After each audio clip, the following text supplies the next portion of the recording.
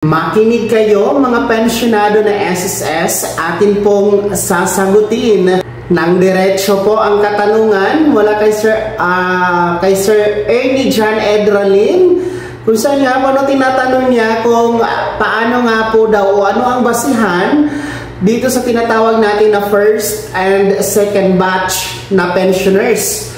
No? At paano po daw malaman kung kabilang ka sa first batch o second batch pensioners na SSS. So, yan po ang pinaabot na katanungan na atin po bibigyang linaw.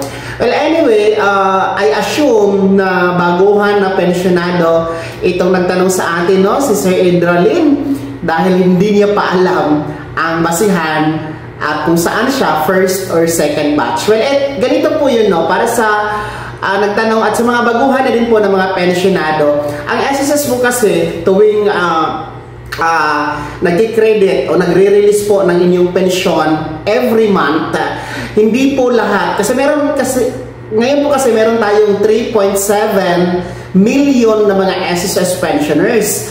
Well, yung 3.7 million na SSS pensioners, hindi po yan sabay-sabay na magkakaroon ng pension crediting every month. Ibig sabihin, hindi po isang bagsakan na makakatanggap yung nasa 3.7 million pensioners ng pension every month. Ang ginagawa po ni SSS is hinati niya po sa dalawa. Meron tayong first, meron pong second batch. So, paano ba malaman? Ang mga first batch po, sila po yung tumatanggap ng pension every first day of the month. At sila din po yung merong date of contingency. Ang ibig sabihin po ng date of contingency, yan po ang araw ng kapanganakan, kung kayo ay retiree pensioners, araw ng pagkabalda, kung kayo ay total disability pensioners, araw ng pagkasakit, no, sa total disability pensioners, at araw ng pagkamatay para sa ating mga death or survivor pensioners. So, uulitin ko, ang first batch, sila po yung merong date of contingency o araw ng kapanganakan, araw ng pagkamatay, araw ng pagkasakit o araw ng pagkabalda mula first to 15th day of the month. So, yan po ang basihan kung kayo ay kasama sa first batch, no? Ang petsa ay 1 up to 15.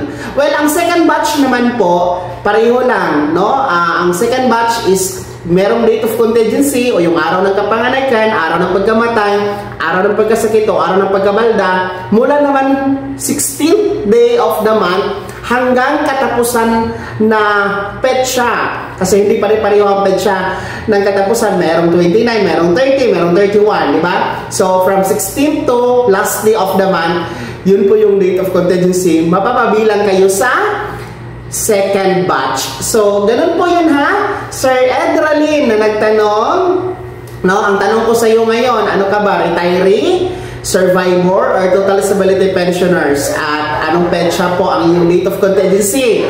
Doon nyo po yan malalaman, ha?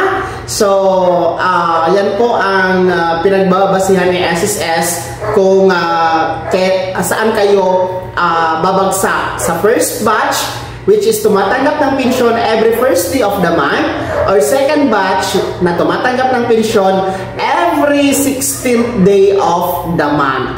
So, sana nasagot ko po, Sir Edralin, ang inyong katanungan at maging sa lahat na din po ng ating mga baguhang pensyonado. Maraming salamat po sa panonood. Huwag kalimutang mag-subscribe dito sa aking YouTube channel at pindutin po ang notification bell. Ilagay sa all para una ka sa mga balitang i-upload ko. God bless us all. Mag-ingat po kayo, mga ka-vlogs.